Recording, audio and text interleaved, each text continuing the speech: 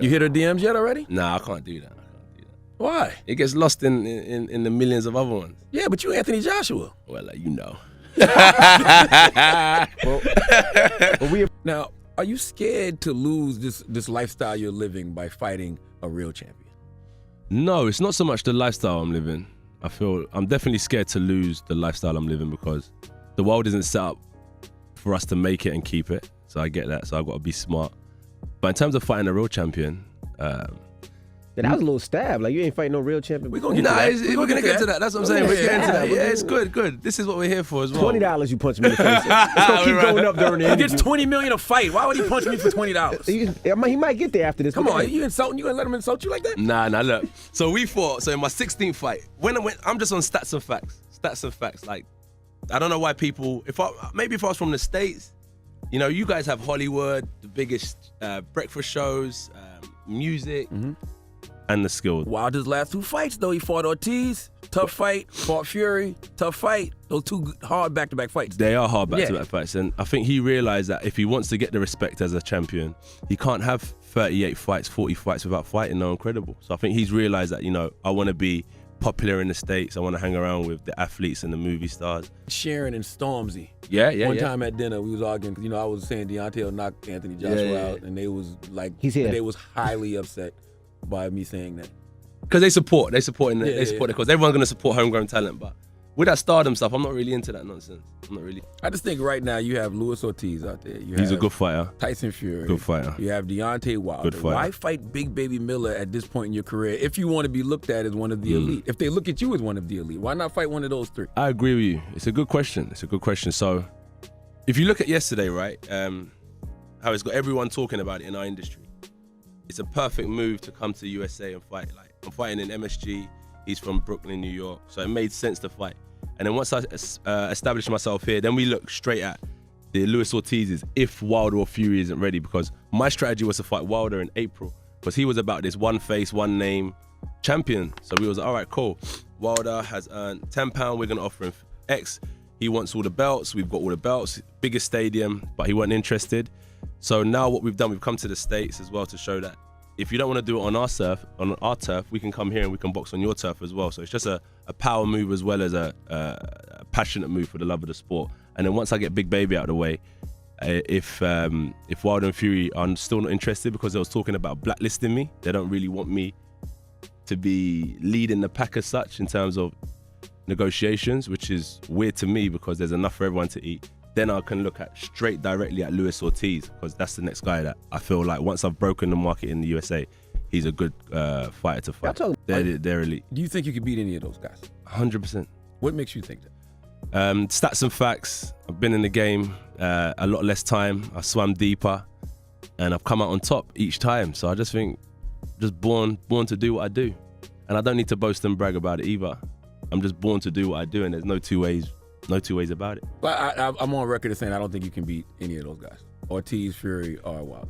But that's $40 right now. The man gets $20 million a fight. How long we got? Got a little bit of time. It's $40. Would you rather me talk behind your back or talk to you? Talk to me. We're having a conversation. $40. It's a nice guy. But what I feel is good because I used to carry this whole division on my own back. But now it's good to have opinions. Yeah, I had to have a big back. I had to build myself up.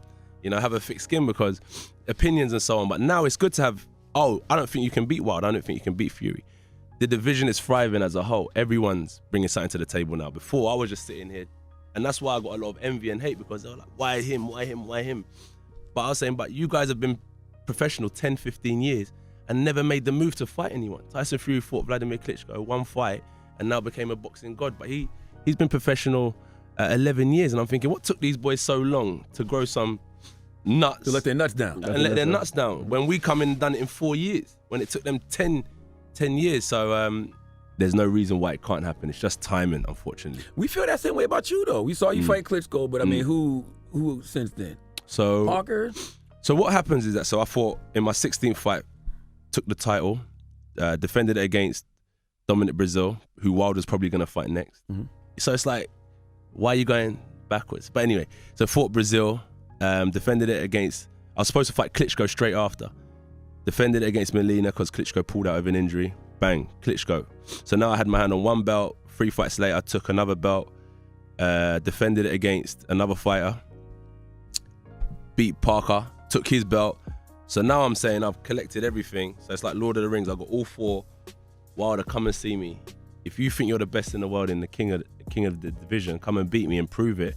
And then you can run wild and be the, negotiate them crazy terms that you're talking about. So I just felt like if you're the best in the world and you truly believe it, come and see me. Let's get pen to paper. And you have a chance of fighting in front of 100,000 people, payday, all the belts, and you can prove to the world you are the best. But I had to deal with Sky Sports. They wanted me to come over and commentate for them. Mm-hmm. And I told them I'd come on one condition. And the terms was I get in the ring with Joshua at the end of the night. Yeah. So we talked about the Sky Sports thing. So I said the only time I've let someone in the ring after the fight is when I signed the deal. So Klitschko got in the ring with me because we had a deal signed. It was like, let's get him in the ring after I win. And now we promote the fight, saying the date's set, the fight's set. Wilder wanted to come without signing no contract. I said, why are you getting in the ring? This ain't about building profiles or hype. If you're serious and you want to get in the ring, let the world know we've got a fight. If you're not serious and you haven't signed the fight, there's no need to get in the ring because this is my show. That makes sense. Yeah, so it was just like, sign the contract, let's do the deal, then get in the ring and we'll announce to the world that, listen, the next 2 champions are fighting each other and there's going to be one face. But at that time, we had no deal in place. So I said, don't waste your time or my time. The fight's already big. We don't need to... Let's not waste no promo. Right. Yeah, that's all it was. So that was that situation. That was my view on that situation. Right. I like how you're producing this. Tell him, bro. Then, a couple of days later, I get a phone call from my manager.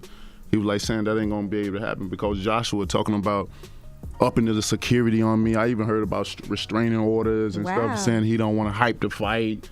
For what? And and it's no, it's kind of true, but no restraining orders. I'm not really into like, hey, up the security. Wilder's not coming anyway, so why am I worrying about upping the security? Yeah. It's just a situation where sign the contract. It's a good fight to promote. Get in the ring. We can talk till the cows come on. I know it's a strategy, and they're building up the brand of Anthony Joshua. But do you think Eddie Hearns believes in you the way he says he does? Because he won't put you in the ring with any of those guys right now.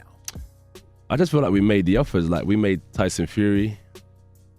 Big offer to fight April 13th. He said he wasn't interested in no percentage splits. Give him a flat fee. Really? Mm-hmm.